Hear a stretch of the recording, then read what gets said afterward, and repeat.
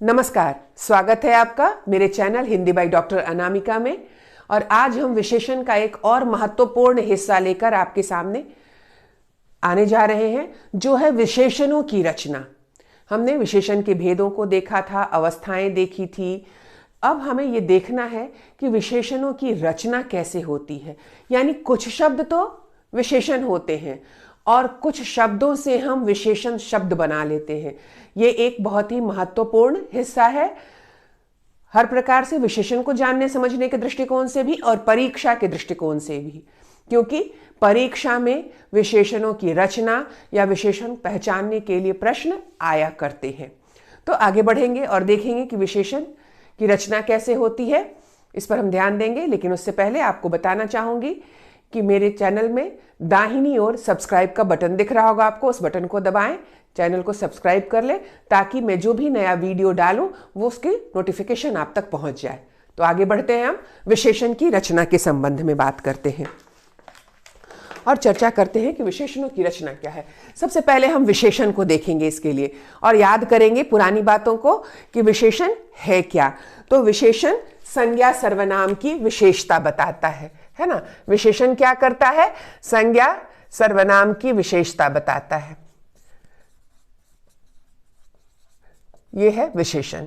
मैंने यहां बहुत संक्षिप्त में लिखा है क्योंकि हमने ऑलरेडी पहले से ही विशेषण में इसे पढ़ रखा है बृहद तरीके से।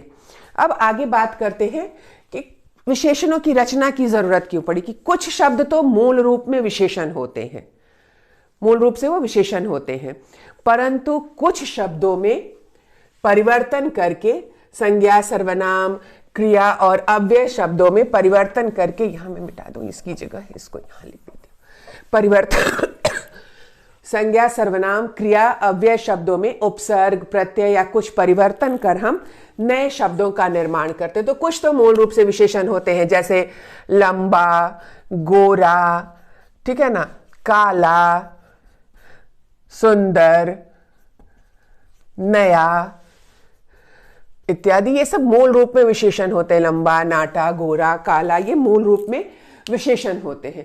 और कुछ विशेषणों का हम निर्माण करते हैं। निर्माण करने के लिए हम क्या करते हैं कि संज्ञा सर्वनाम क्रिया और अव्यय शब्दों में उपसर्ग प्रत्यय या कुछ परिवर्तन करके नए शब्द का निर्माण कर लेते हैं, नए विशेषण शब्दों का निर्माण कर लेते हैं। जैसे उदाहरण के लिए मैं यहां लिखने जा रही हूं, शर्म से हम बना लेते हैं, शर्म में ईला प्रत्यय जोड़ देते हैं और विशेषण बन जाता है शर्मीला। ये शर्म संज्ञा शब्द है, लेकिन इसी शर्म में जब हमने ईला प्रत्यय जोड़ दिया तो अब किसी की विशेषता बताने लगा। शर्मीला व्यक्ति, शर्मीली लड़की। शर्मीला का शर्मीली इसलिए हो रहा है क्योंकि विशेषण विकारी शब्द है, तो इसमें प्रभाव लिंग वचन कारक के प्रभाव से परिवर्तन उत्पन्न होता है। इसीलिए शर्मीला, शर्मीली, शर्मीले, ये परिवर्तन हमें दिखाई देगा। तो इस तरह से प्रत्यय का प्रयोग करके या उपसर्ग का प्रयोग करके, जैसे डर शब्द में हमने ने उपसर्ग का प्रयोग कर दिया, शब्द हमारा डर, हमने ने उपसर्ग का प्रयोग कर दिया तो हमारा नया शब्द बन गया निडर। अब यह विशेषता बताने लगा। व्यक्ति निडर है ना, वह निडर है, मैं निडर हूं। तो अब क्या हो गया, ये विशेषता बताने लगा। तो इस बात को हम ध्यान में रखेंगे और आगे देखते हैं कि विशेषणों का निर्माण किस किस प्रकार से हो सकता है। वे कौन कौन से मुख्य प्रत्यय हैं जिनके प्रयोग से विशेषणों की रचना की जाती है। ठीक है ना। शब्द कौन कौन से होते हैं? संज्ञा सर्वनाम क्रिया और अव्यय शब्द होते हैं, जिनमें हम कुछ परिवर्तन कर देते हैं, कुछ प्रत्यय जोड़ देते हैं, कुछ उपसर्ग जोड़ देते हैं और हमारे नए विशेषण शब्दों का निर्माण हो जाता है। तो सबसे पहले हम देखेंगे इत प्रत्यय। ठीक है ना। इत प्रत्यय का प्रयोग करके कैसे विशेषण बनाए जा सकते हैं। तो यहां हमने शब्द लिखा है, प्रत्यय हमारा इत, शब्द अंक, और हमने अंक में इत जोड़ दिया तो अंकित।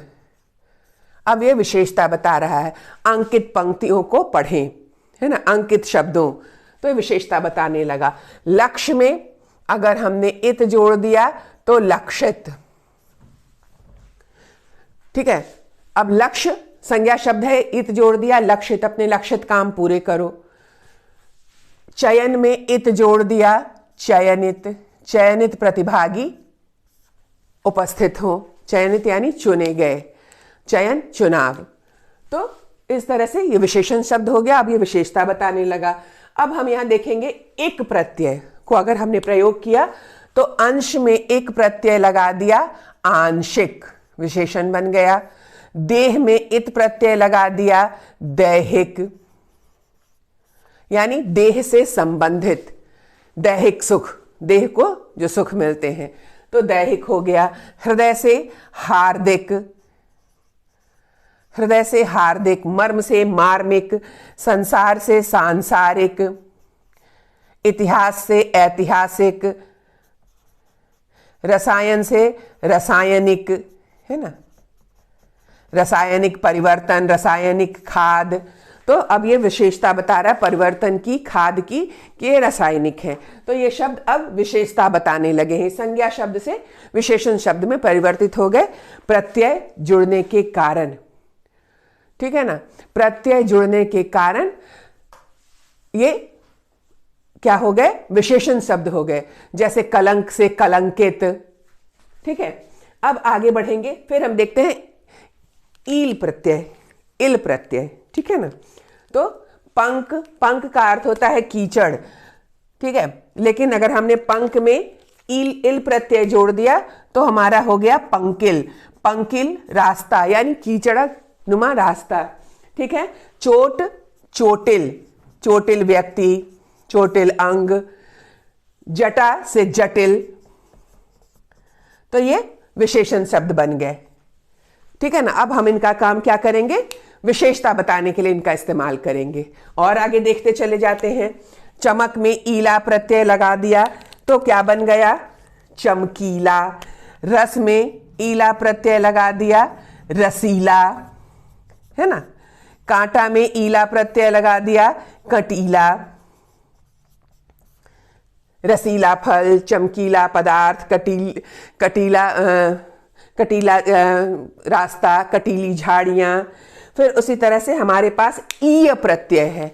ईय प्रत्यय का प्रयोग करके भी हम विशेषण शब्दों का निर्माण करते हैं। जैसे जाति से जातीय, जातीय जनगणना की अभी बहुत बात चल रही है कि जाति पर आधारित जनगणना होगी, तो जनगणना की विशेषता बताने लगा। कैसे, जातीय यानी जातियों पर आधारित। उसी तरह से हम भारत हैं, भारतवासी हैं, तो भारत हमारा देश है, हमने इसमें ईय प्रत्यय लगा दिया तो ये हमारी विशेषता बन गई, हम भारतीय हैं, भारतीय नागरिक।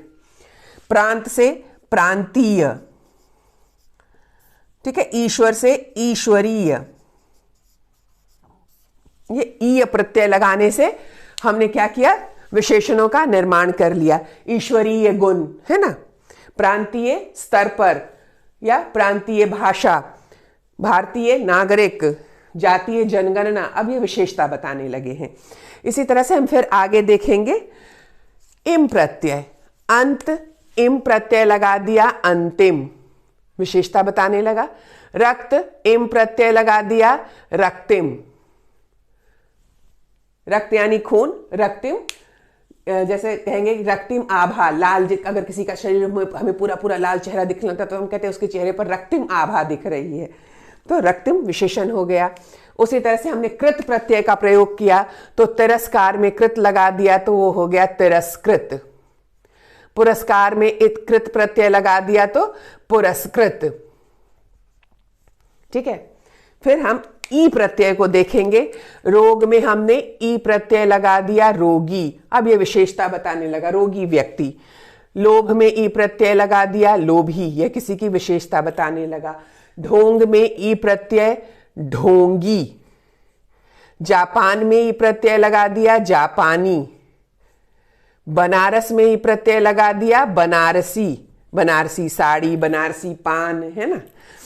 ऊपर में हमने ई प्रत्यय लगा दिया, ऊपरी। ये ऊपर अव्यय शब्द है, हमने इसमें ई प्रत्यय लगा दिया तो ऊपरी शब्द बन गया हमारा विशेषण।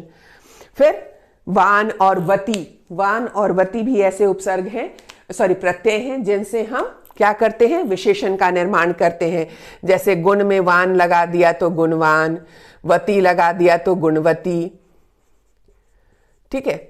भाग्य में वान लगा दिया भाग्यवान, वती लगा दिया तो भाग्यवती। तो ये विशेषणों की रचना हो रही है यहां पर। उसी तरह से ईन प्रत्यय का प्रयोग किया तो रंग में हमने ईन प्रत्यय लगा दिया तो हमारा शब्द क्या बन गया, रंगीन, है ना। शौक में ईन प्रत्यय लगा दिया शौकीन, कुल में ईन प्रत्यय लगा दिया कुलीन, कुलीन व्यक्ति, कुल यानी वंश और कुलीन तो अच्छे वंश का हम कहते हैं, बड़ा कुलीन व्यक्ति है। इसी तरह से आऊ प्रत्यय का प्रयोग करेंगे। बेचना में आऊ लगा दिया तो क्रिया शब्द है बेचना, आऊ लगा दिया बिकाऊ। उबना में आऊ लगा दिया उबाऊ। फिर आलू प्रत्यय, श्रद्धा में आलू लगा दिया श्रद्धालु, श्रद्धालु व्यक्ति। दया में आलू लगा दिया दयालु। आवी प्रत्यय, मेधा में आवी प्रत्यय का प्रयोग किया तो मेधावी। अब हम छात्र की विशेषता बता सकते हो, मेधावी छात्र है।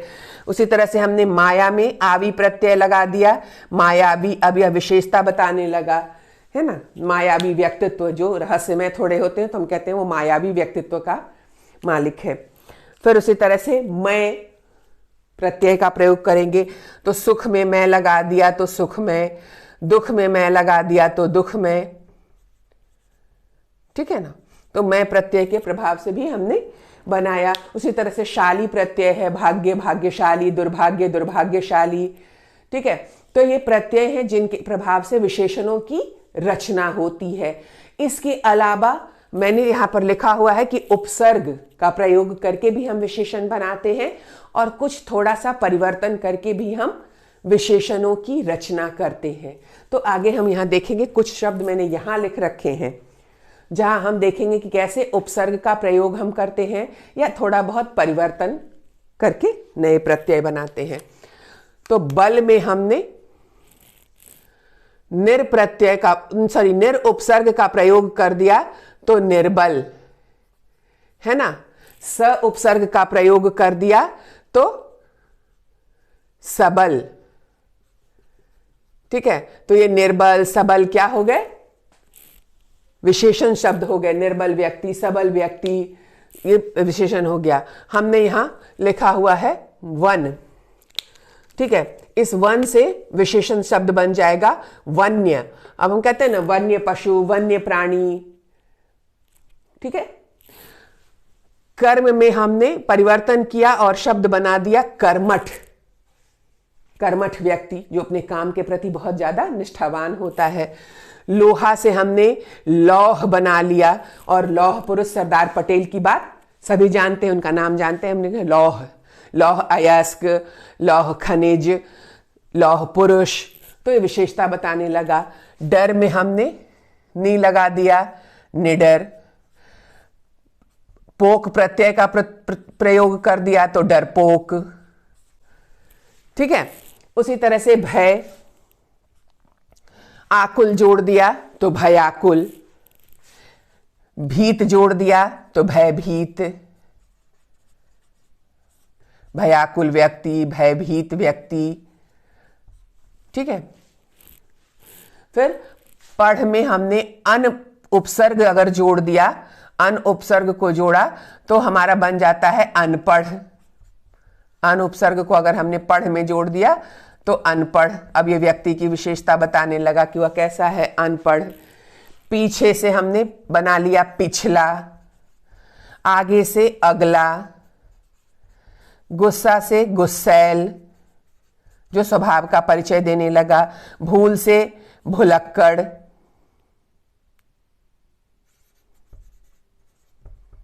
भूल से भुलक्कड़, मृत्यु से मर्त्य, है ना। मृत्यु से मर्त्य, मर्त्य लोक यानी जो नश्वर संसार है तो हम कहते हैं ये मर्त्य लोक है। चाल से चालू, घर से घरेलू, है ना। खा से खाऊ, खाऊ गली का नाम सुना होगा, है ना। मुंबई में एक खाऊ गली है जहां बहुत प्रकार के स्वादिष्ट नाश्ता वगैरह मिलता है वहां पर। तो खाऊ गली, गली की विशेषता बताने लगा। पढ़ना से पढ़ाकू, व्यक्ति की विशेषता बताने लगा। लड़ना से लड़ाकू। तो इस प्रकार से ये शब्द क्या कर रहे हैं, विशेषता बताने का काम कर रहे हैं। इन्हें जानना इसलिए जरूरी है कि जैसे परीक्षा में आपके प्रश्न हो सकते हैं कि इन शब्दों से, इन संज्ञा शब्दों से या इन शब्दों से विशेषण बनाएं। एक और हम यहाँ लिख सकते हैं, सर्वनाम के लिए सर्वनाम शब्दों से बनते हैं। जो सर्वनाम शब्द है तो हम लिखते हैं जैसा, और हम फिर लिखते हैं ना, जैसा देश वैसा वेश, वो वैसा,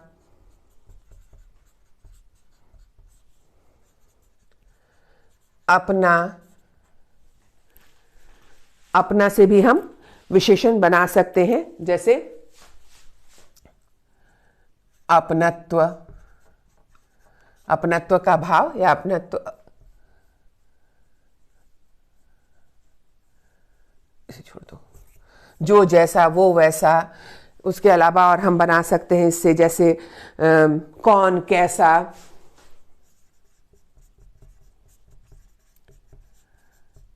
ठीक है। तो यहां सर्वनाम शब्दों से भी हम विशेषण शब्दों का प्रयोग कर बना सकते हैं। अब बात है कि इसे जानना क्यों जरूरी है। इसे जानना इसलिए जरूरी है कि परीक्षा में आपके प्रश्न आ सकते हैं कि विशेषण पहचाने, और मान लो वहां पर, या फिर विशेषण पहचाने या विशेषणों की रचना करें, या इस संज्ञा शब्द में प्रत्यय का प्रयोग करके विशेषण बनाएं। तो इस तरह के प्रश्न जब आपके लिए आएंगे तो आपके लिए आसान हो जाएगा ये जानना, समझना कि किस प्रकार से हम विशेषण की रचना कर सकते हैं, किस प्रकार से प्रत्यय जोड़कर विशेषण बनाए जाते हैं। तो इसलिए ये एक महत्वपूर्ण हिस्सा है जहां हम विशेषणों की रचना करते हैं संज्ञा शब्दों से। और याद ये भी रखेंगे कि विशेषणों की रचना किससे की जाती है, तो संज्ञा शब्दों से, सर्वनाम शब्दों से, क्रिया और अव्यय शब्दों में उपसर्ग, प्रत्यय या कुछ परिवर्तन करके नए विशेषण शब्दों का निर्माण किया जाता है। और खास करके इसमें भूमिका होती है प्रत्यय की। विशेषणों के निर्माण में प्रत्यय की महत्वपूर्ण भूमिका होती है, जैसे इत है, इक है, इल है, इला है, ईय है, इम, कृत, ई, वानवती, ईन, आऊ, आलू, आवी, मैं, ठीक है ना। उसके अलावा उपसर्ग की भी भूमिका होती है प्रत्यय शब्दों के निर्माण में, और कुछ परिवर्तन भी नए उपसर्ग शब्दों का, विशेषण शब्दों का निर्माण करता है। तो मुझे ऐसा लगता है कि यहाँ पर देखने के बाद आपके लिए विशेषण की रचना समझ में भी आ गई होगी और विशेषणों की रचना करना आपके लिए आसान भी हो गया होगा। तो आज के लिए बस इतना ही। मिलेंगे एक नए वीडियो में। हमारे चैनल के दाहिनी ओर दिखने वाले सब्सक्राइब बटन को ज़रूर दबाएं, सब्सक्राइब करें ताकि आपको नोटिफिकेशन मिलता रहे। लाइक करें और शेयर भी करें। नमस्कार।